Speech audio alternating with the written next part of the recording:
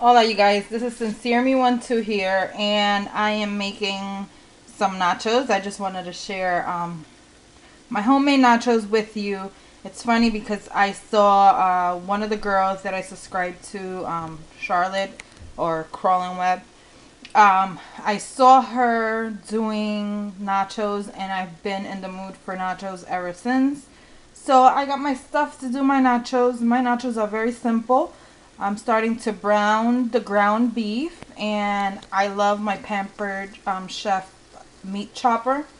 It's just so easy to work with, and all you have to do is basically go like this, and it chops off the meat, chops up the meat.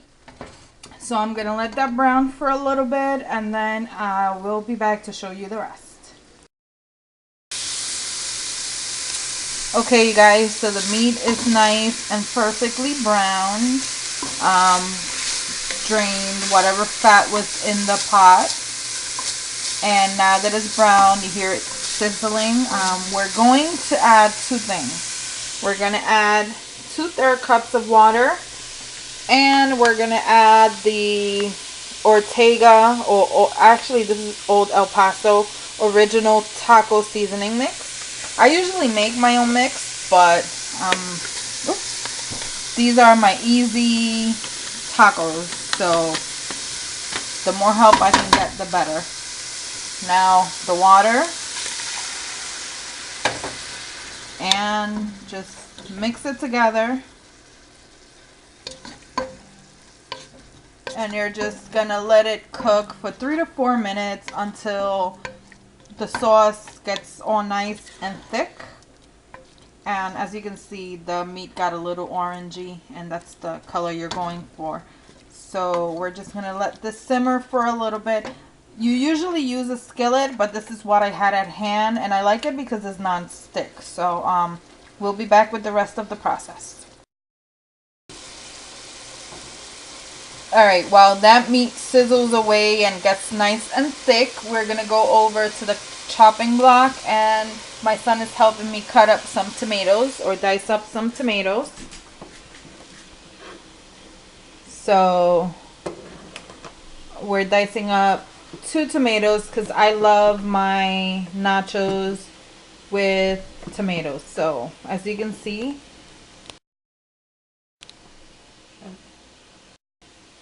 those are nice and diced, and we just have 1.5 more to do, and we'll show you guys the next step. Watch your fingers. Alright, while my son cuts up the rest of the tomatoes, we're going to go to the next step.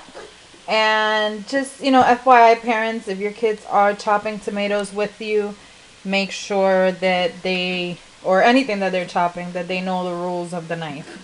Alright, so the next 2 things that, or some of the things that we're going to need for my nachos are going to be some Ortega fire roasted diced green chilies.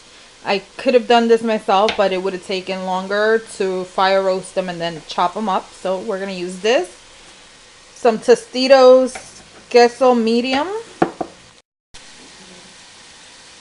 We're also going to need some Tostitos restaurant style chips. You can get the regular ones, or you can get the scoops. I like the regular ones.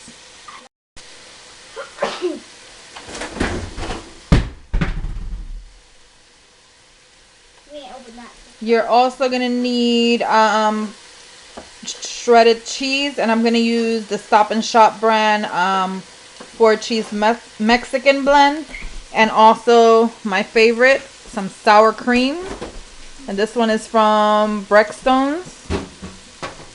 And then I'm going to show you guys how to assemble your nachos. So the meat is basically done. I'm just gonna turn it off now and start preparing the nachos. Okay guys, so here we go with the assembly. We're gonna start off with the Tostitos.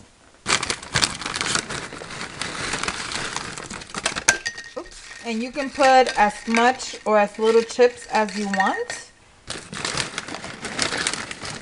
whatever your preference is. And I start with chips at the bottom. Then I take some cheese. And I like to put the cheese at the bottom because I like the way that binds the chips together. Now it's time for the meat.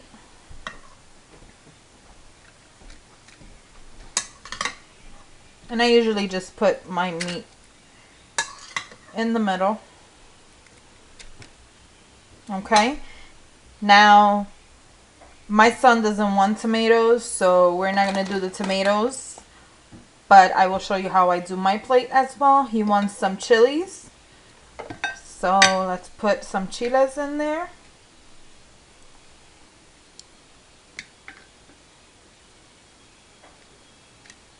And then we're going to go back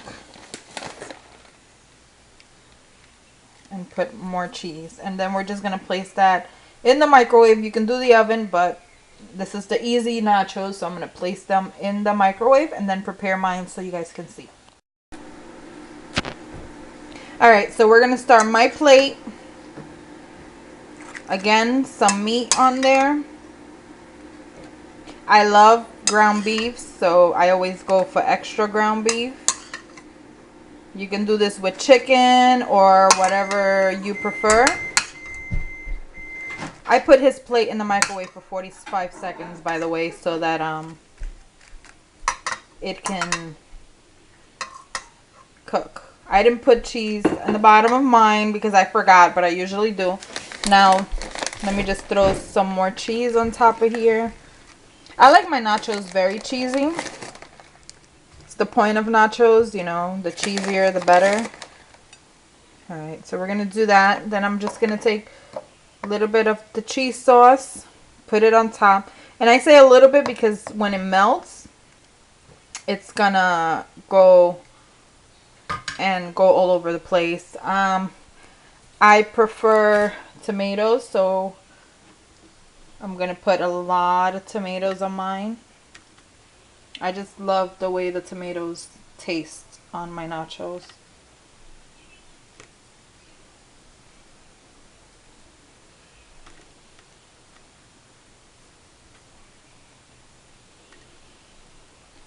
Then